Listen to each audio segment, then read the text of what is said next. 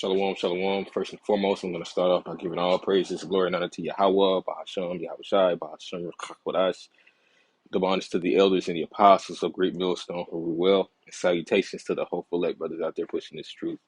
This is the brother Lahad coming to you with a really quick lesson on an outdated topic, which is only, these things come about to shame Great Millstone, in which I am a member of.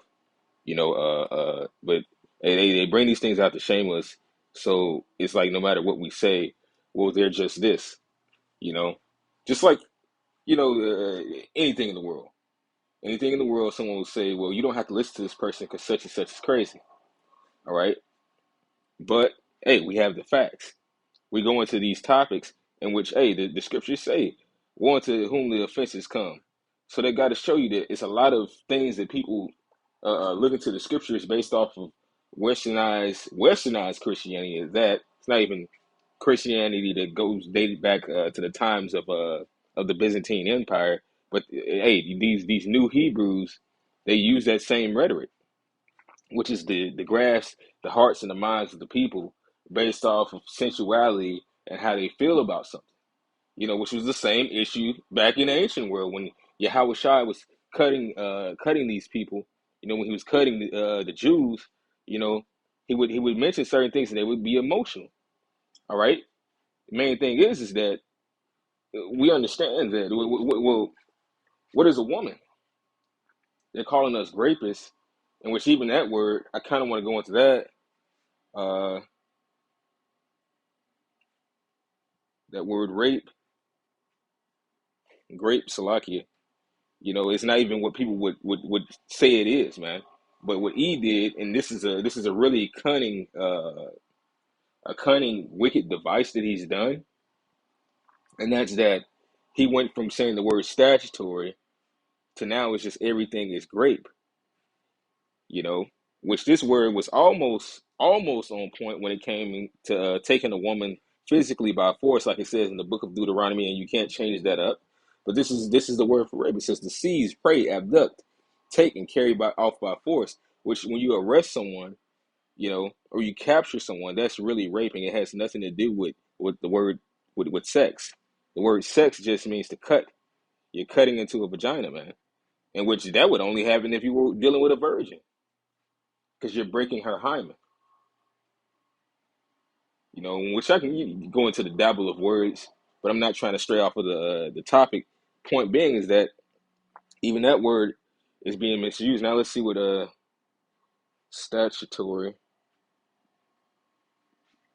says pertaining to the statutes, depending on the statute for authority. All right, required by statute. It says sexual intercourse with a. This is what it was stated as around the 1800s. Sexual intercourse with a female below the legal age of consent, whether by force or not related. So that's where you got that statute, because it was a law. Really, that word statutory just goes back to statutes, laws. You know, that's really it. All right. Now you see the word right here where it says statutory rape is also called. They'll give you the breakdown of it, but that's really just it. The word statutory really means law, and the word for grape, just means to seize or to take by force. You know, but aside from that, a consenting person is of the age of consent. You know, hey, there's nothing wrong with that. But they try to play on this age thing, and they teenage. There's no such thing as a teenager in the scriptures, man. And that's another thing. Show me in the scriptures what is the lawful age for a woman to marry, and does it matter what age of a man that she marries? Show me the breakdown, because even when it came down to Judah, I'm gonna get that real quick. When it came down to Judah, uh,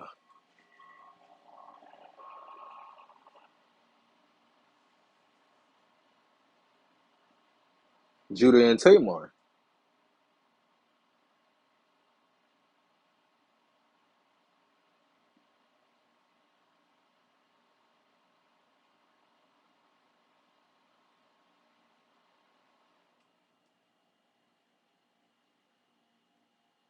I think it might be in the 38th chapter, maybe. I'm gonna just for time's sake, because I'm not trying to. This isn't really a very long thing. Uh,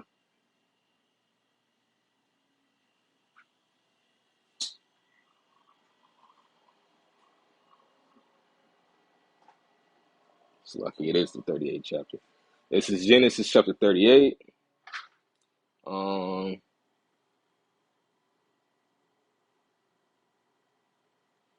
Verse 11, it says, then said Judah to Tamar, his daughter-in-law, remain a widow at thy father's house till Shelah my son be grown. For he said, lest peradventure he die also, and his brethren did, and Tamar went, as his brethren did, and Tamar went and dwelt in her father's house. So the breakdown of that, and a lot of people still look at that as strange, because guess what? His son, Shelah, was still young. Basically of a toddler's age, if I'm not mistaken, man.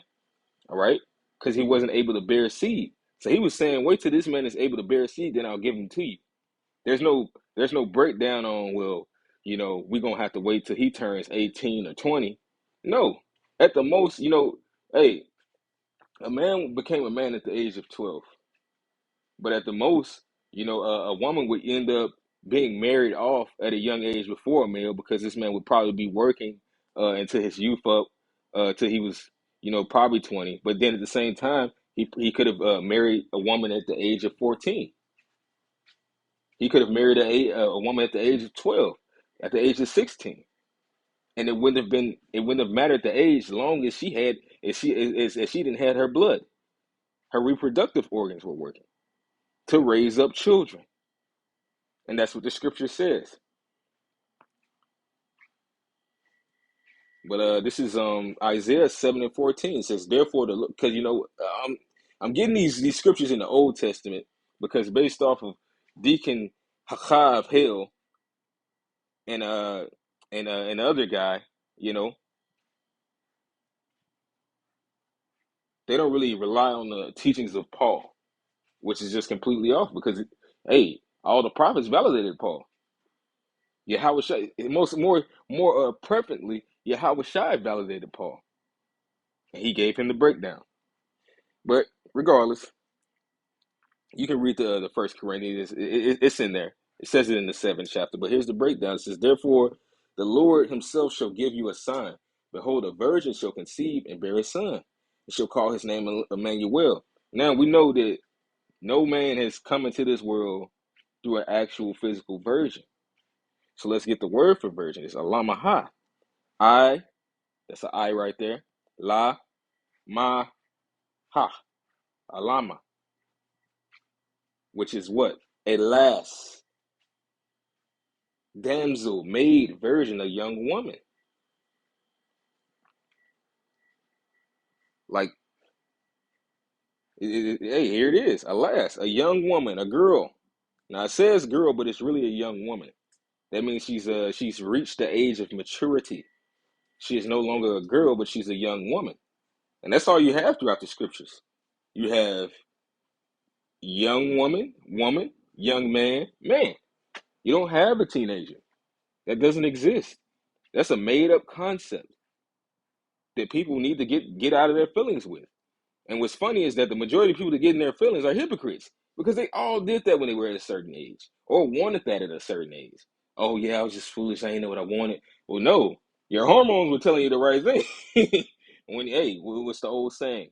When there's grass on the field, play ball. Nevertheless, somebody's gonna always try to. Oh, of course, a pedo with it. And hey, man, hey, well, you don't believe in the scriptures, and I'm not saying do that on this side. All right.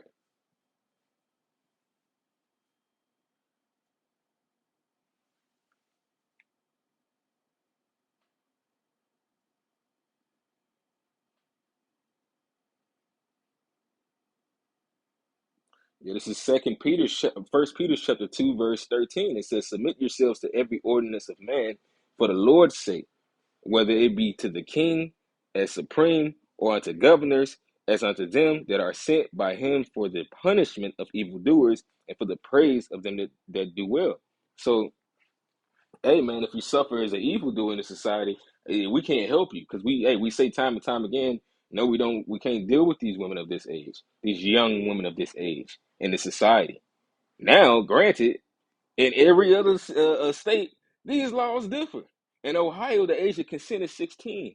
I think it used to be the same in Indiana. I know it used to be at a certain point the same here in Illinois, but I believe it's 17 in Illinois. And it's just all scattered. So you tell me by the age of consent, what is it? Because it's not 18 everywhere. Federally, the age of consent is 18. And then even with that, if a man in his 20s, if a man is 25 and he gets an 18-year-old, then people will say he's a pedo because it's nothing but a social construct. Oh, that's weird. Based off of what? I don't know. Like some chick, I was messing with this one chick, and she liked me or whatever, and I was with her, and we was on public transportation, and she must have said, "Oh, that dude looked at me. He's a pedo." I was like, "But you're grown as hell." She was like, "Yeah, but I look like a little girl." The bitch was like about my age. That it was just fucking retarded. And the dude was around our age too. And she didn't really look like no little girl. She was just petite. Somehow she looked like a little girl. But this is the wickedness that comes from that mindset, man. Nothing but wickedness comes from it. And the reason why Esau does it is so he can use our women and to keep people so foolish. Because back in the ancient world, you were basically being groomed from a youth up on how to be mature and how to serve and how to actually be an adult. You know, your youth. That's the script. Let me get it. Uh,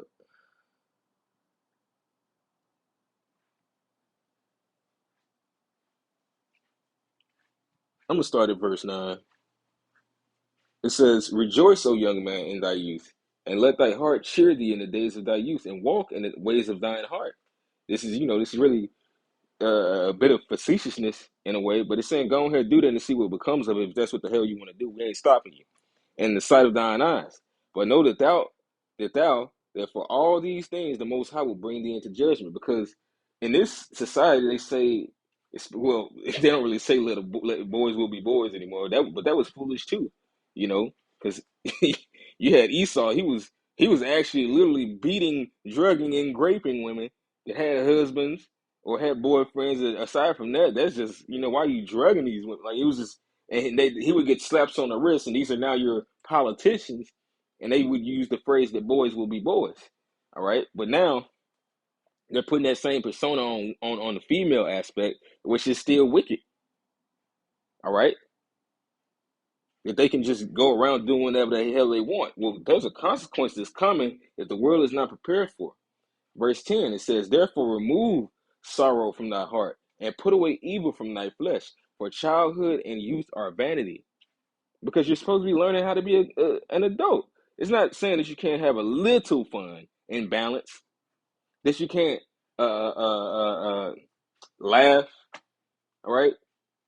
Have a pastime, hobbies, whether you collect cards, you drink a bottle of wine, you watch movies, you get a woman, and you got to get a woman. They want to say you got to grape them, man, mocking us, man. Hey, but you have your pastimes. Thing is that in our culture, you were being groomed, and in which that's most of the Eastern culture that Esau wants to change with his demonocracy. You were being groomed to be an adult. That folly and that it says, let me get it.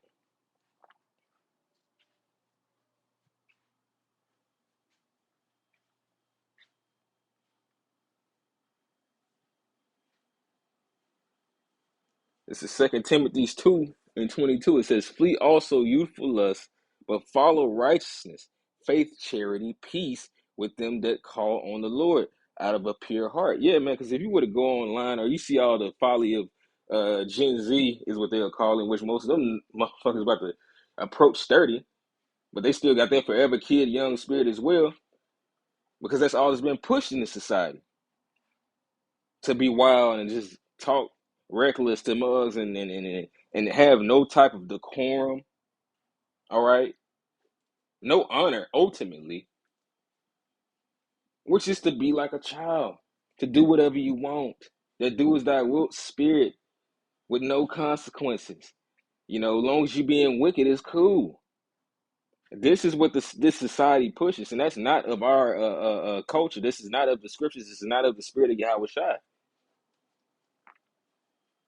We have liberties according to the scriptures, because, like I said, a woman was being groomed to serve her husband,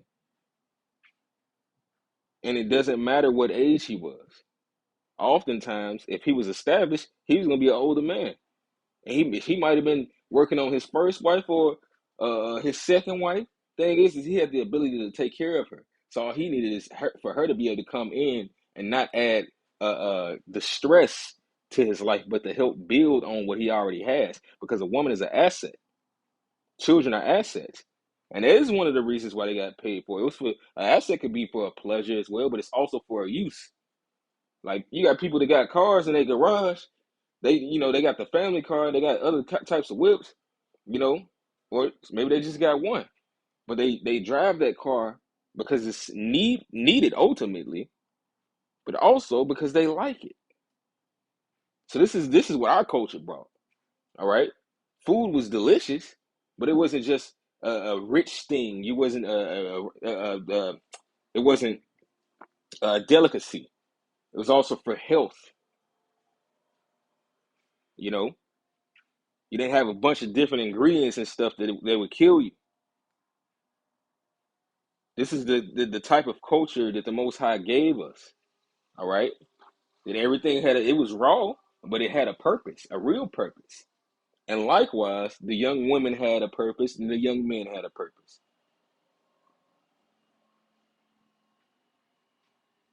So with that, I'm gonna end this lesson off, and hopefully, Lord willing, it's been edifying. All right,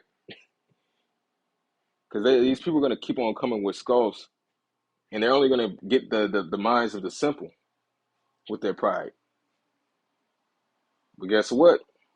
We're going to see who's right at the end of the day.